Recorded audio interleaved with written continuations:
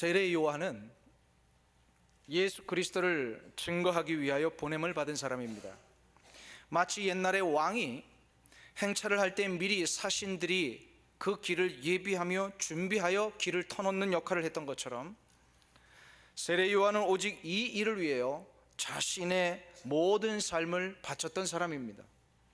참으로 특이한 사실은 이 세례 요한이 바로 400여 년 동안 침묵하셨던 하나님의 음성을 비로소 듣고 하나님의 말씀을 유대 백성들에게 비로소 선포했던 마지막 선지자였다라는 겁니다. 말라기 선지자 이후에 이스라엘 땅에는 400년간 하나님의 말씀이 선포되지 않았습니다. 완전히 영적인 암흑기였습니다. 어떠한 사람도 하나님의 말씀을 깨닫는 자가 없었고 하나님의 음성을 듣고 하나님의 말씀대로 선포하는 메신저, 곧 선지자도 없었다라는 겁니다. 이것을 그래서 많은 사람들이 이 400년의 기간을 영적인 암흑기간이다, 신약과 구약의 중간 기간이다 라고 이야기를 합니다. 그런데 오늘 본문에 의하면 이 400년의 침묵을 깨고 어느 누구도 선포하지 못했던 하나님의 말씀을 비로소 받아 새로운 빛이신 예수 그리스도, 그분의 오심을 선포한 유일한 선지자, 마지막 선지자가 되었던 분이 바로 세례 요한입니다.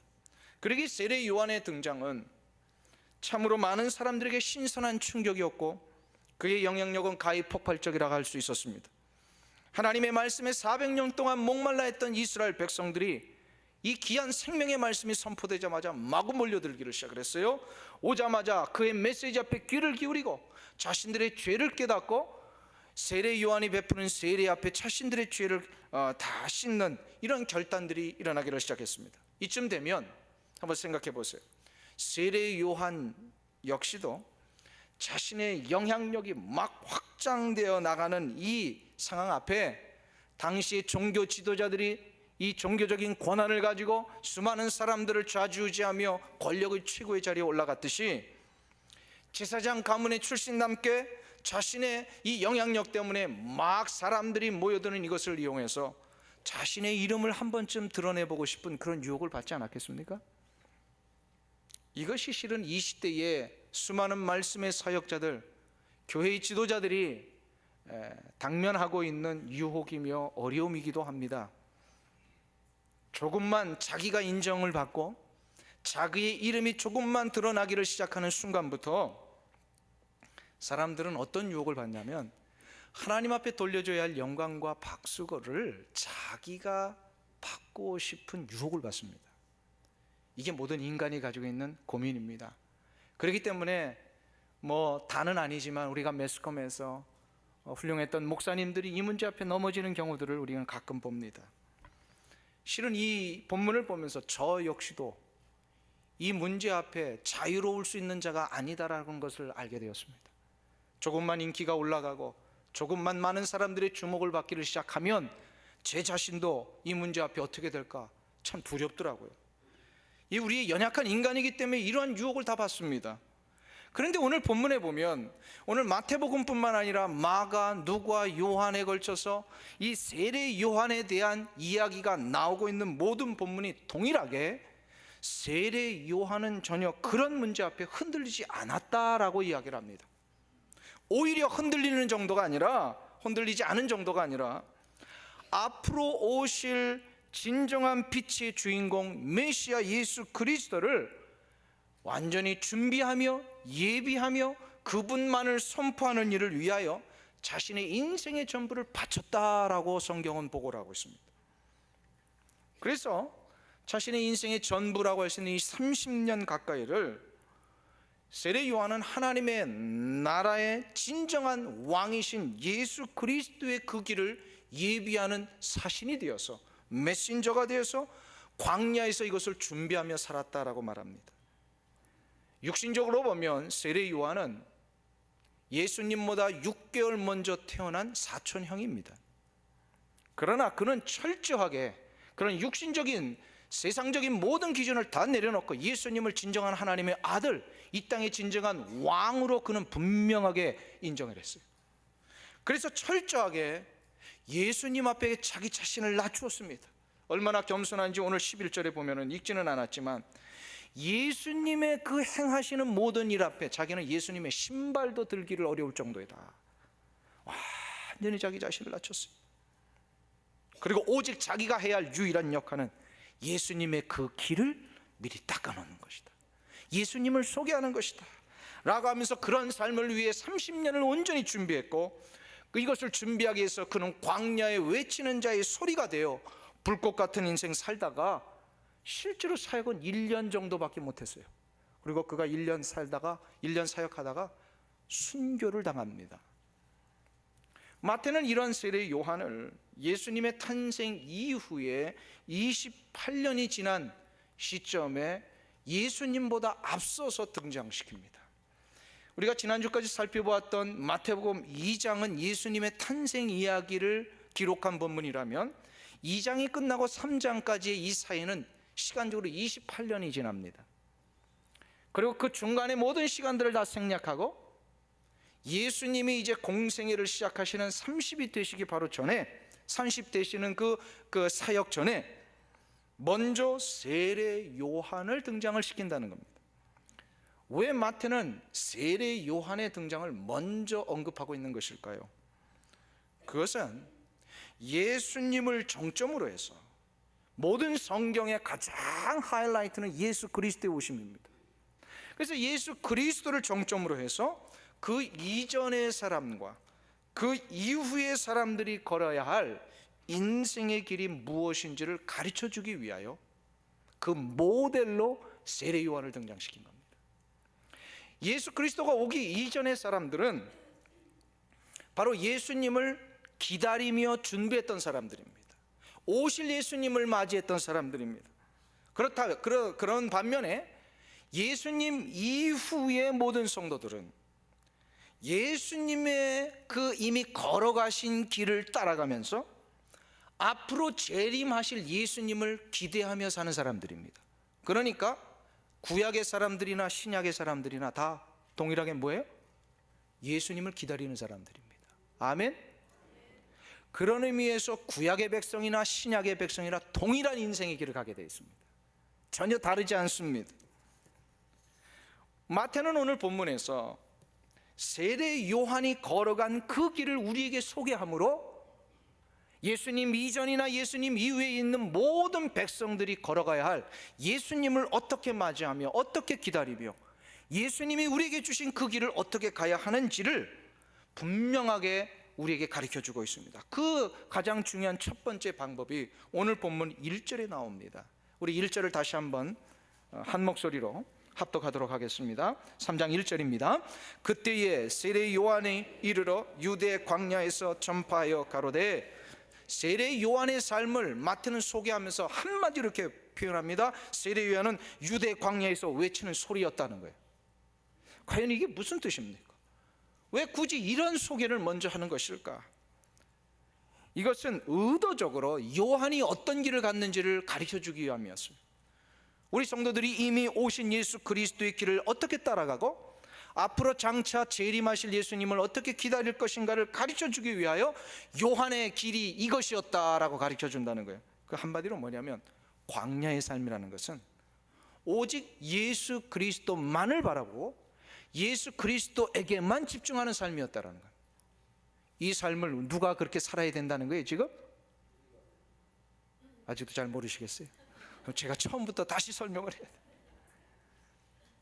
이게 바로 뭐냐면 세례 요한이 이렇게 살았다라고 하는 것은 예수 그리스도 이전이나 이후에 있는 모든 백성들도 이렇게 살아야 된다는 마태의 의도가 담겨져 있는 거예요. 뭐예요? 광야의 삶이라는 것은 오직 누구에게만? 예수 그리스도에게만 집중하며 예수 그리스도만을 바라보며 살아야 된다는 거예요. 세례 요한은 인간적인 기준으로 보면은요, 당대의 출신 성분이 굉장히 훌륭한 배경을 가지고 있었습니다. 특별히 제사장 가문 출신입니다. 제사장 가문이라는 것은 당대 최고의 지도자요 권력가 집안이라는 겁니다. 그럼에도 불구하고 그가 제사장 가문의 아들이면서도 그 권력의 자리에 들어갈 수 있음에도 불구하고 그가 그런 삶을 선택하지 아니하고 전혀 반대되는, 우리의 생각과는 전혀 다른 광야의 삶을 살았다는 겁니다. 그래서 그 광야의 삶을 어떻게 살았는지를 단적으로 보여주는 표현이 4절에 나옵니다. 4절을 보세요.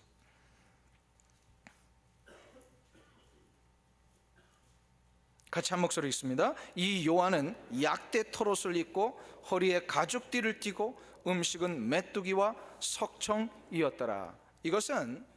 이 말씀은 세례 요한이 철저하게 광야에서 자신의 것을 내려놓고 살았다라는 표현입니다. 광야의 삶은요, 어떤 삶입니까? 광야에 가면 뭐 볼 거 있어요, 없어요? 없어요 하신 분들, 광야 가보셨습니까? 광야에 가보신 분? 멀리 갈 필요도 없어요. 유대 땅까지 안 가도 광야는 경험합니다. 여기 차 타고 20분만 나가면요, 광야가 얼마든지 보여요. 이 캘리포니아죠. 거기 한번 가보세요. 볼 게 있어요, 없어요? 볼 것이 있어서 나가야 되는 곳은 디즈니랜드예요. 광야는 뭘 보러 나가는 것이 아닙니다. 사방팔방을 둘러보아도 볼 것이 하나도 없습니다. 그러니까 오직 방향은 하늘만 보고 잡아야 합니다. 세례 요한이 철저하게 광야의 삶을 선택했다라고 하는 것은 그의 인생의 모든 것을 철저하게 절제하고 고독하게 살고 다 낮아짐의 삶을 살기 위해 일부러 선택했다라는 거예요. 화려한 것, 안락한 것, 기대할 수 없는 것이 광야입니다. 오직 그곳에는 거친 돌과 무성한 잡목만 있을 뿐입니다. 그런데 이 광야에는 아주 좋은 특별한 혜택이 하나 있어요. 그 혜택이 바로 하나님만을 보게 되더라는 거예요. 하나님만을 의지하게 되더라는 거예요. 성경에 나오는 위대한 하나님의 일꾼들을 가만히 살펴보면 그들이 사역을 시작하기 전에 반드시 이 광야의 삶을 준비하는 시간들이 있었다는 겁니다. 그 대표적인 예가 모세입니다. 모세는 이스라엘을 출애굽시키시는 그 하나님의 명령에 순종해서 그 위대한 일을 감당하기 위하여 자신의 인생을 바쳤던 사람입니다. 그가 하나님 앞에 이 콜링을 80에 받아가지고 120세 때까지 이 사역을 감당하지 않습니까? 그러나 80이 되기 전 그의 인생 40부터 80까지 이 40년을 바로 광야에서 살았어요. 이 광야의 삶이 있었기 때문에 그 일을 감당할 수 있었던 거예요. 이스라엘 역사에 있어서 가장 강력하고도 가장 넓은 땅을 다스리며 지금도 유대인들 사이에 가장 위대한 왕으로 칭송받고 있는 다윗. 그 다윗이 이스라엘 역사의 가장 위대한 왕으로 칭송받을 수 있었던 것은 그가 왕 위에 올라가기 7년의 삶 속에 광야의 시간들이 있었습니다. 훈련받은 거예요. 기독교 2000년 역사에 있어서 가장 놀라운 선교의 사명과 유럽 복음화의 역사를 이룰 수 있었던 그 사도 바울, 이 바울이 이 일을 감당할 수 있었던 것은요, 그가 예수님을 만난 이후에 아라비아 사막에서 3년 동안 하나님의 말씀의 뜻을 깨닫기 위해 씨름했던 그 시간이 있었기 때문입니다. 이 밖에도 수없는 하나님의 종들이 광야의 시간을 가졌던 것을 일일이 나열한다면 아마 시간이 모자랄 겁니다. 모든 하나님의 종들이 하나님의 일을 하기 위해서는 광야가 있었어요. 그러면 질문이 하나 일어날 수 있습니다. 왜 하나님은 이들을 준비시키시면서 광야를 사용하신 것일까라는 질문입니다. 화려한 궁궐에서, 멋진 법정에서, 수많은 사람들이 논쟁하고 있는 학당에서 잘 훈련시키셔서 세상의 사람들과 이 법적으로도 이기게 하시고 정말로 학문적으로도 논쟁에서 이기게 하시고 권력을 주셔서 권력을 가지고도 한번 이길 수 있도록 하실 수도 있었을 텐데, 하나님께서 하나님의 종들을 훈련시키실 때는 이미 그런 배경을 가지고 있는 자들도 다 내려놓게 하셨다라는 거예요. 왜 그러셨을까요?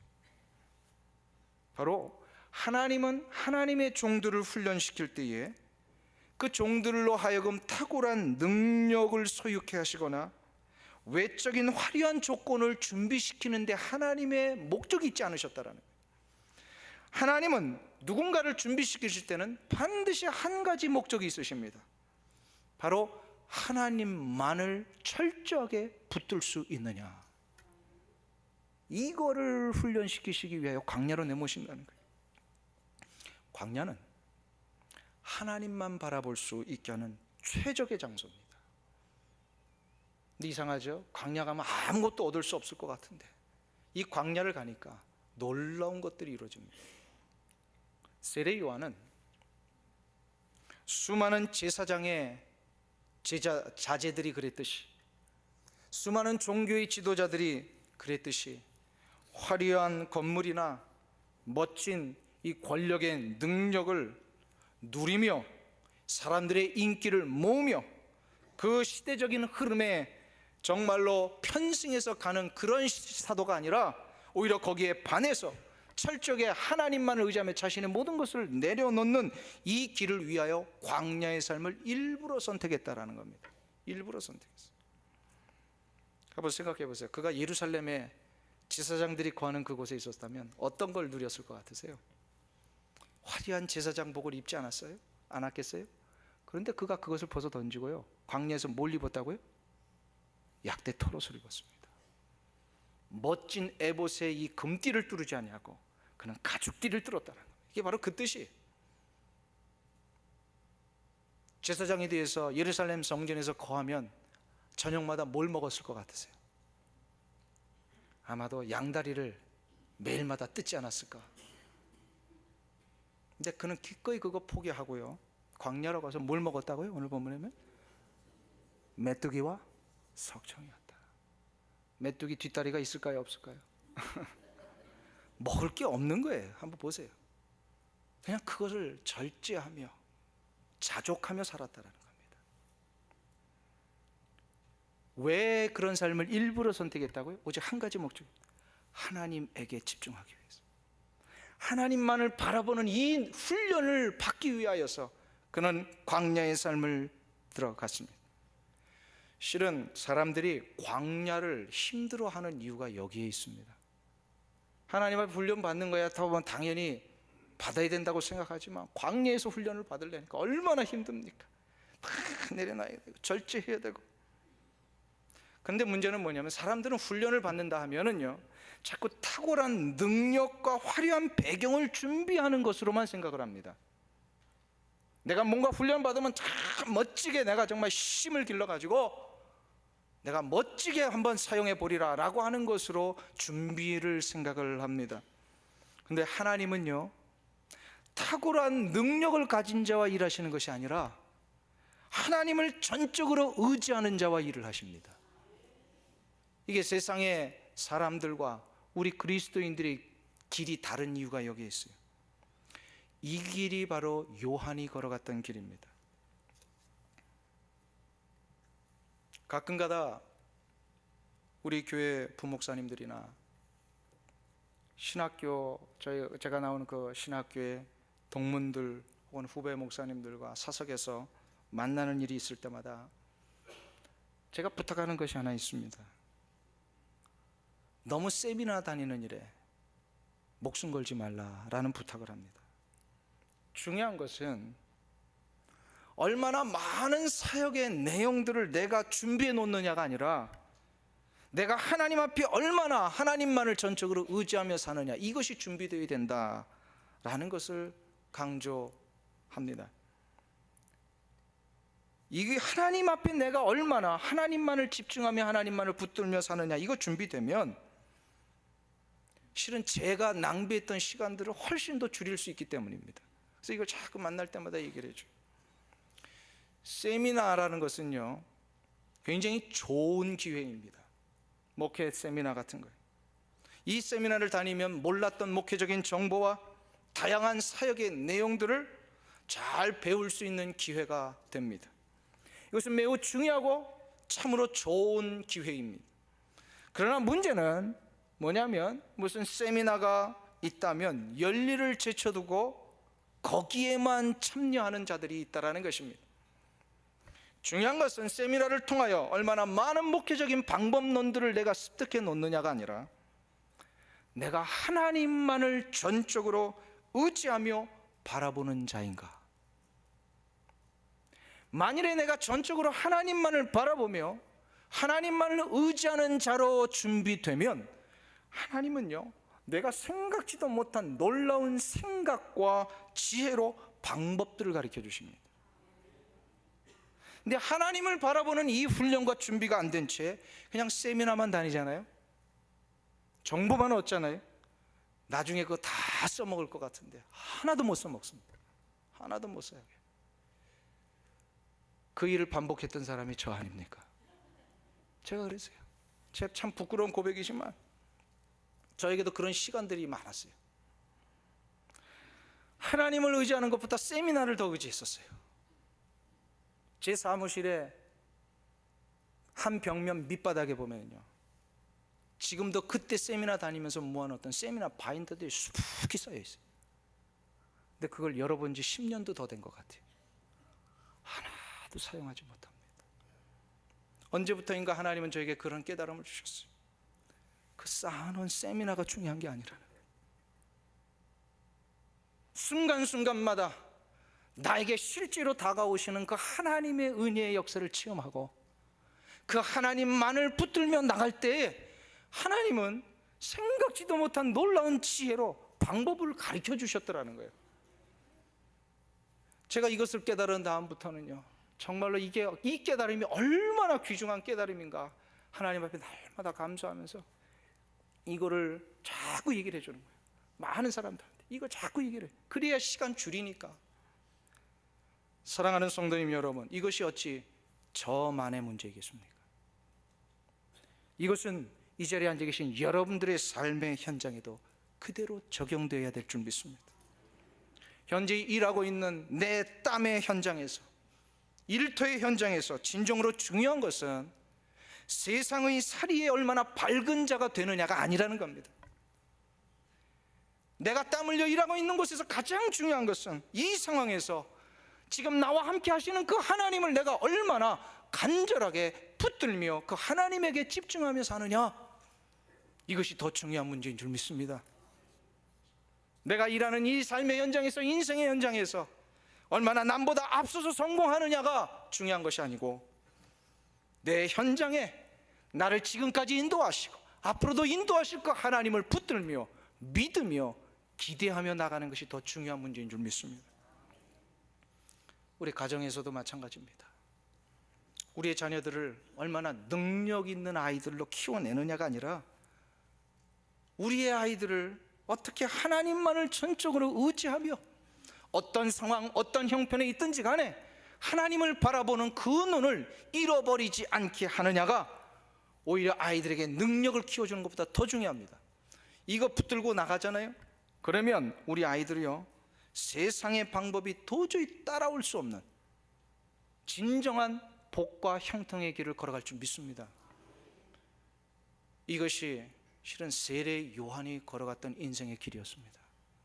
그러니까 세상 사람들은 광야 가면 뭐 볼 게 있고 무슨 가치가 있느냐라고 손가락질 했는지 모르지만 그는 거기 가서 하나님 바라보는 훈련했기에 기독교 2000년 역사에 그를 손가락질하며 비아냥거렸던 세상의 수많은 사람들과 그 당시의 종교의 지도자들은 지금 다 잊어버렸지만 기독교 2000년 역사 동안 어느 곳에 복음이 전파되든지 간에 세례 요한의 이름은 지금도 우리 입가인데 회자되고 있습니다.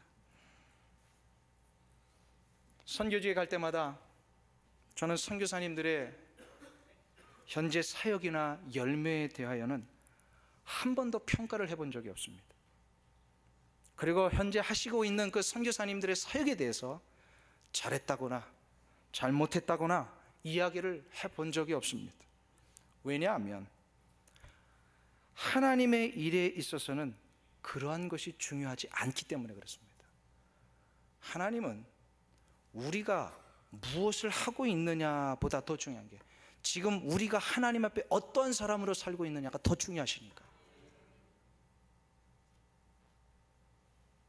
그래서 우리가 무엇을 doing이 중요한 게 아니고요, being이 중요하다는 거예요. being. 내가 어떠한 사람으로 살고 있느냐. 그렇지만 선교 사역지에 가서 모든 것을 마치고 돌아올 때마다 저는 선교사님들에게 꼭 두 가지를 이야기합니다. 하나는 수고하셨습니다. 참 수고하셨습니다 라고 위로해드리는 말을 첫마디 하고요, 두 번째로는 꼭 당부의 말씀을 하나 드립니다.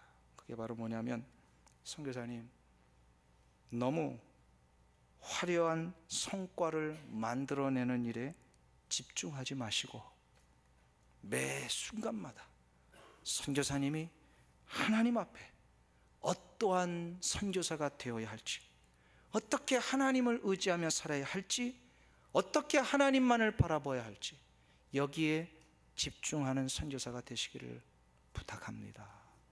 제가 요거를 꼭 부탁하고 와요.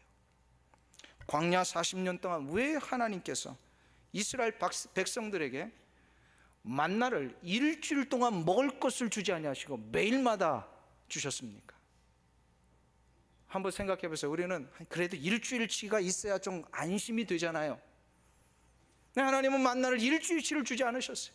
욕심이 내서 이틀치라도 거둬간 사람 다 썩게 만드셨어요. 매일매일마다 만나를 거두러 나가야 됐습니다. 왜 그렇게 하셨습니까? 그것은 매일매일을 하나님만 의지하며 하나님만을 바라보게 하시기 위함이었습니다.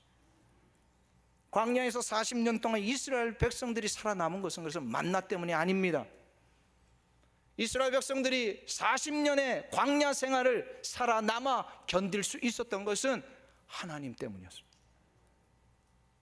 그래서 하나님은 40년간 애굽의 궁궐에서 살았던 그 모세를 일부러 광야로 보내셔서 그의 능력을 의지하는 것이 아니라, 그가 궁궐에서 배웠던 권력과 학문을 의지하는 것이 아니라 하나님을 의지하는 법을 그 이후에 40년 동안 훈련시키셨습니다.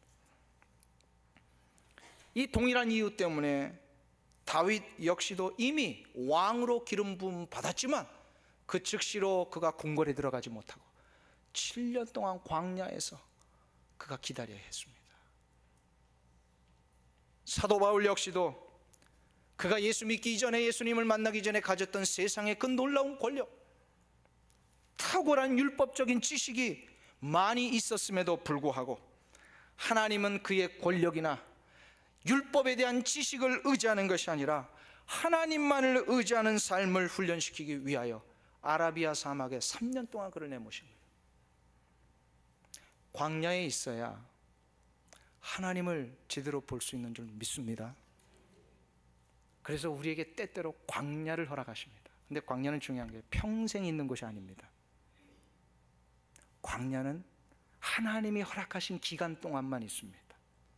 그러니까 두려워하지 않으셔도 돼요.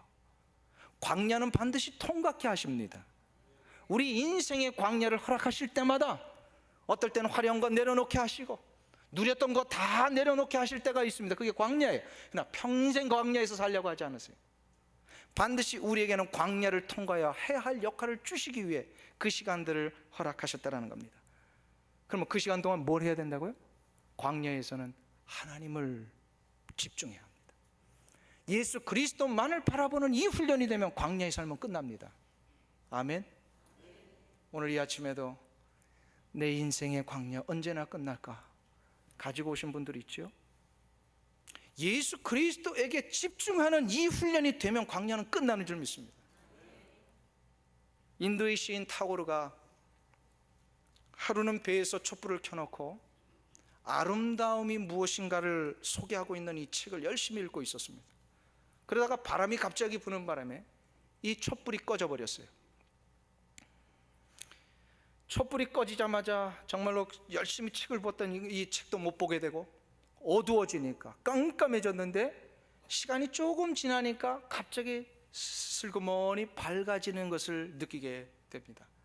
밤중에 저 하늘에서 밝은 이 달빛이 이미 자기 자신과 배를 비추고 있었고 그 강물을 아주 아름답게 비추고 있었던 거예요. 나중에 그가 눈을 들어서 눈이 좀 밝아진 다음에 그 아름다운 강물과 자기의 배를 비추는 달빛을 보면서 그 감흥이 너무나도 놀라워가지고 이런 표현으로 시를 적었어요. 아름다움이 온통 나를 둘러싸고 있었다. 그럼에도 불구하고 나는 그것을 외면한 채 아름다움에 대한 책만 읽고 있었다. 내가 켜놓은 작은 촛불이 나를 둘러싸고 있던 그 아름다움을 보지 못하게 했다. 작은 촛불 때문에 달빛이 내 안으로 들어올 수 없었던 것이다. 타고르의 이 말은 무슨 뜻입니까?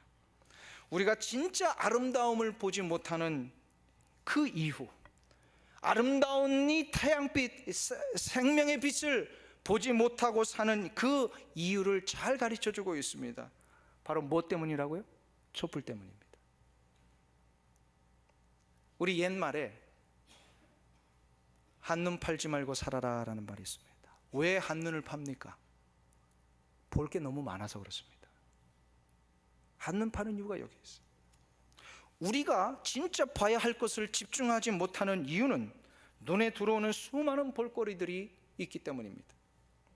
촛불에 한눈을 파느라고 달빛을 보지 못하는 것처럼 우리 인생은 수많은 볼거리들 때문에 진짜 보아야 할 것을 보지 못하며 살 때가 많습니다. 왜 그렇습니까? 왜 우리 자꾸 보여줍니까?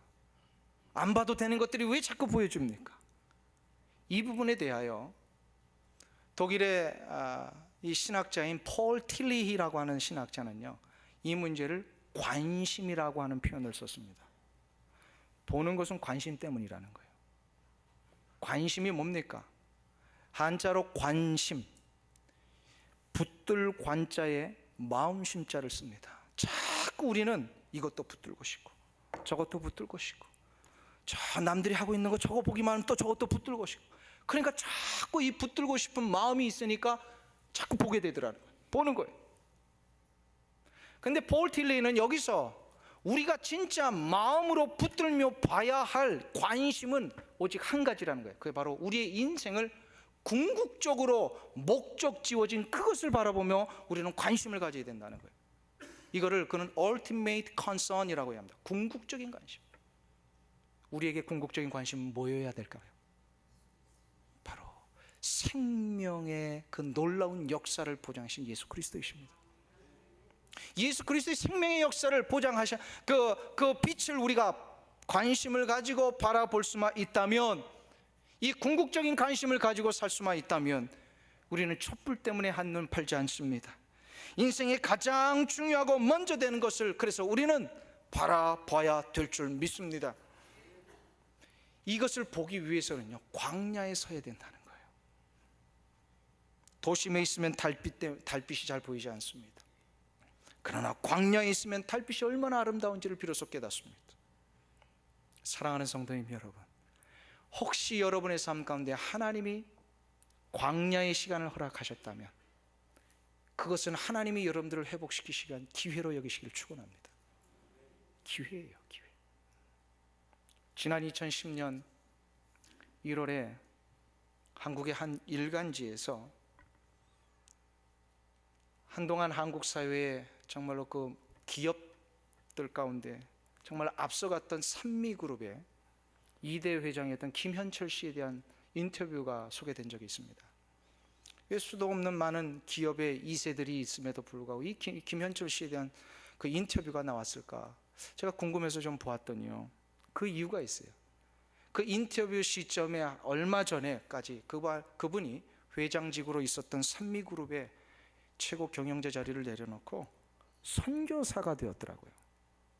이게 하도 신기해가지고요, 그 뭐 말씀드려도 될 것 같아요. 중앙일보 기자가 그분을 찾아간 거예요. 그래서 인터뷰를 한 거예요. 그러면서 첫 마디가 이거였습니다. 그 김현철 씨에게 기자가 이렇게 물어봤어요. 그 시절 기업가였을 때가 좋았습니까? 선교사인 지금이 좋습니까? 이걸 물어본 거예요. 이 질문에 대하여 김현철 씨가 이렇게 대답을 했습니다. 15년간 회장직을 하면서 행복했던 것은 우리가 세계 1위를 할 수 있다는 꿈을 꿨던 잠시뿐이었던 것 같습니다. 나머지는 스트레스와 고민의 연속이었습니다. 그런데 선교사가 되고 나니 반대입니다. 모든 걸 다 내려놓으니 매일매일이 저는 행복합니다. 이 얘기를 하는 거예요. 세상적인 성공이라는 촛불에 한눈 팔고 살았던 그가 하나님이라는 이 달빛에 전국적으로 집중하게 된 것은 그의 몸에 암이 생겼기 때문이었습니다. 자기 몸에 생긴 암은 그래서 그에게 광야였습니다. 회장이 돼가지고요, 대변 주머니를 옆에 차고 회사에 나가는 거, 그 상상을 한번 해보세요. 얼마나 힘들었겠습니까? 그때 그가 비로소 그 자리에서 그동안 수도 없이 보였던 그 수많은 것이 이제 보여지지 않냐고, 오직 한 분 하나님만이 보이기를 시작했답니다. 그리고 그가 외쳤습니다. 하나님 앞에, 하나님 살려만 주신다면 남은 인생 하나님을 위해 살겠습니다. 하나님이 그의 인생을 회복시키셨어요. 몸에 고침을 받고 완전히 깨끗해지진 않았지만 그가 제2의 인생으로 도미니카 공화국으로 떠납니다. 도미니카 공화국에 떠났을 때 얼마 전에 그 옆에 붙어있던 IT, 거기서 큰 지진이 났을 때에 도미니카 선교회를 조직하고 지금도 IT의 그 회복을 위하여 땀을 흘리며 열심히 선교 사역에 지금 동참하고 있습니다. 어떻게 그가 이런 삶을 시작할 수 있었다고요? 광야에서 하나님에게 집중하고 나니까 이전에 알지 못했던 진정한 행복과 기쁨을 비로소 경험했기 때문입니다. 사랑하는 성도님 여러분, 혹시 이 자리에 어젯밤에도 인생의 질고와 엄청난 인생의 문제 앞에 잠 못 자며 약을 먹어가면서 억지로 잠을 취하고 피곤한 몸으로 이 자리에 오신 분 계십니까? 혹시 그 문제를 단칼에 해결하는 방법 제가 가르쳐 드릴까요? 그게 바로 뭡니까? 광야에 한번 서보는 겁니다. 하나님에게 집중하는 겁니다. 이때 하나님은요, 그렇게 수도 없이 내가 한번 방법을 구해내려고 했던 그 모든 방법에선 도저히 생각해낼 수 없는 하나님이 주시는 새로운 방법으로, 새로운 기쁨과 새로운 환희의 차원에서 우리에게 하나님의 뜻을 가르쳐 주실 것입니다. 인생의 촛불 때문에 못 보던 이 진정한 기쁨과 행복의 빛, 바로 우리 주 예수 그리스도의 생명의 빛을 광야에서 볼 수 있습니다. 이것이 요한이 걸어갔던 길입니다. 다른 데 한눈 팔지 아니하고 주님만을 바라보기에 그 아무것도 보지 않기 위하여 일부러 광야의 생활을 시작했던 그 요한의 길, 이것이 바로 우리 성도들이 가야 할 그 길이라고 믿습니다. 사랑하는 성도님 여러분, 참된 길은 우리 주 예수 그리스도 그분에게만 있습니다. 예수 그리스도에게 집중할 때 세상이 감히 줄 수 없는 놀라운 인생의 지혜와 안목이 주어질 줄 믿습니다. 예수님만이 우리 인생의 유일한 빛이시기 때문입니다. 그 주님만을 붙드시기를 간절히 축원합니다. 그 주님만을 바라보시기를 간절히 축원합니다. 그리하여 여러분의 가정과 일터와 여러분의 삶의 현장이 우리 주님이 주시는 참된 빛으로 인하여 진정한 아름다움을 보며 누리며 전하며 살아가시는 주님의 귀한 백성들 되시기를 간절히 축원합니다. 우리 기쁨으로 찬양 524장 같이 부르겠습니다. 주만 바라볼지라. 오늘도 우리에게 그 놀라우신 하나님의 생명의 빛을 바라보며 집중하겠습니다라고 하는 그런 고백으로 우리 여러분들 앞에 있는 이 찬송가, 복음송 찬송가 524장 같이 부르겠습니다.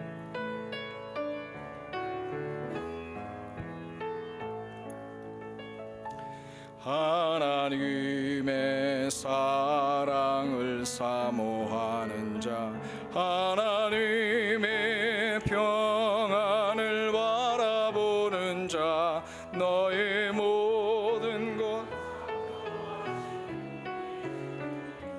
너를 얼마나 사랑하시는지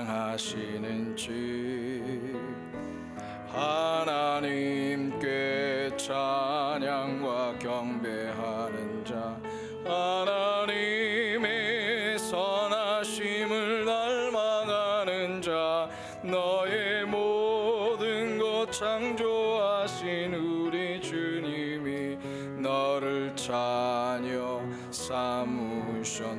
하나님 사랑의 눈으로, 하나님 사랑의 눈은 너를 어느 때나 바라보시고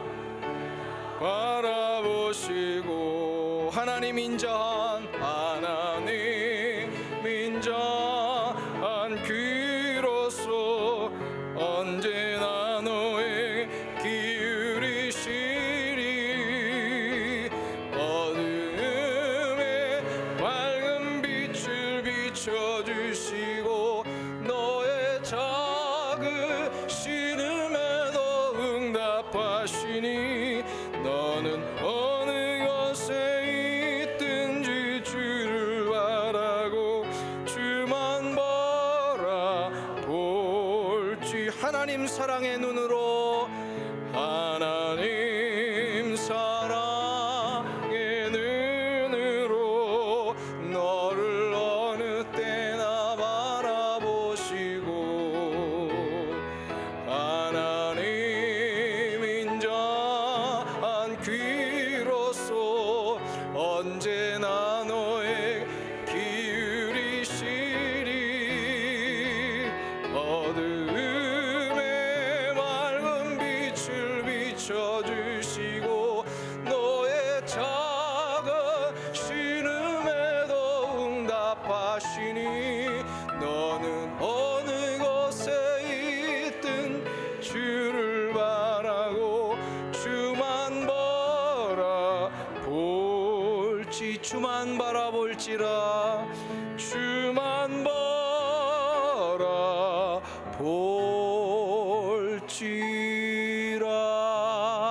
바라볼지라. 기도하겠습니다. 하나님 감사합니다. 세상에 수많은 사람들이 걸어가는 그 길에서 경험하지도 못했고 누려보지도 못했고 한 번도 보지도 못했던 이 놀라운 기쁨과 감격과 평안의 역사를 나로 하여금 보게 하시고 누리게 해주시니 감사합니다.